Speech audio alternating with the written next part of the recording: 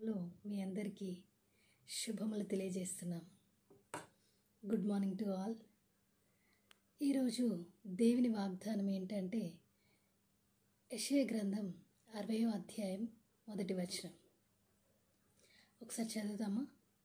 యెషయా గ్రంథం 60వ అధ్యాయం 1వ వచనం. నీకు వెలుగు వచ్చియున్నది, లెమ్ము తేజరిల్లుము, యెహోవా మహిమ నీ మీద ఉదయించెను.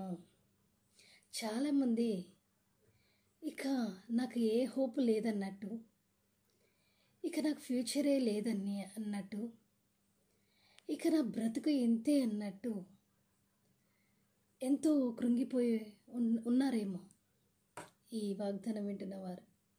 వారికి ప్రభువు వారితో ఏమని మాట్లాడుతున్నాడంటే, లెమ్ము తేజరిల్లుము, యెహోవా మహిమ నీ మీద ఉదయించెను. దేవుని మహిమ ఎవరి మీదనైతే ఉదయించిందో వారికి వెలుగు కలుగుచున్నదని ఈ వాక్యం ద్వారా మనము తెలుసుకొనిచున్నాము. కావున ఎవరైతే ఇరుకులో ఉన్నారో, ఎవరైతే ఇబ్బందిలో ఉన్నారో, ఎవరైతే రోగములతో ఉన్నారో, ప్రభు వారందరితో మాట్లాడుతున్న మాట ఏంటంటే, లెమ్ము తేజరిల్లుము, యెహోవా మహిమ నీ మీద ఉదయించెను. చీకటి బంధకాలు తొలగిపోనట్లుగా, మరణ వేదనలు తొలగిపోనట్లుగా, అప్పు బాధలు తొలగిపోనట్లుగా, కృంగిపోయిన వారికి విడుదల కలుగునట్లుగా ప్రభు మహిమ మన మీద ఈ దినము ఉదయించుచున్నదని దేవుడు మనతో మాట్లాడుతున్నాడు. కనుక మనము ధైర్యం తెచ్చుకొని, మనము దేవుని వాక్యం ద్వారా ధైర్యం తెచ్చుకొని, దేవుని మార్గంలో ధైర్యముతో నడవడానికి దేవుని వాక్యము మనకు ఉపయోగపడుచున్నదని ఈ వాక్యం ద్వారా మనము తెలుసుకొనిచున్నాం. కనుక స్నేహితుడా లేదా స్నేహితురాల, ప్రభు నీతో మాట్లాడుతున్నాడు. లిమ్ము తేజరిల్లుము.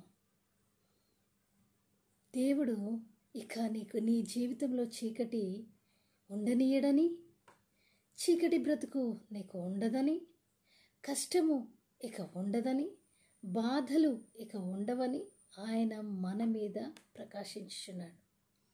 కనుక ధైర్యం తెచ్చుకో. ఈ వాగ్దానంను బట్టి ప్రభు సన్నిధిలో కూర్చో, ప్రార్థించు. సంపూర్ణ సమాధానము, సంపూర్ణ సంతోషము ప్రభువుకు దేవుడు నీకు అనుగ్రహిస్తున్నాడు.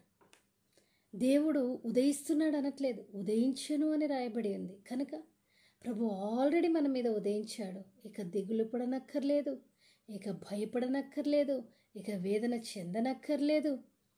ఎందుకంటే ప్రభు మనందరి మీద ఉదయించి ఉన్నాడని ఈ వాక్యం ద్వారా మనం తెలుసుకొనిచున్నాము. మరి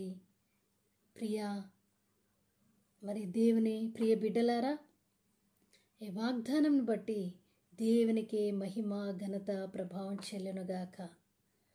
ఒక 2 నిమిషాలు ప్రేయర్ చేద్దామా? పరిశుద్ధాత్మ దేవుడా, మీకు వందనాలు, స్తోత్రాలు. ఎవరైతే ఈ వాగ్దానం విన్నారో ప్రతి ఒక్కరికి మీరు ధైర్యం అనుగ్రహించండి.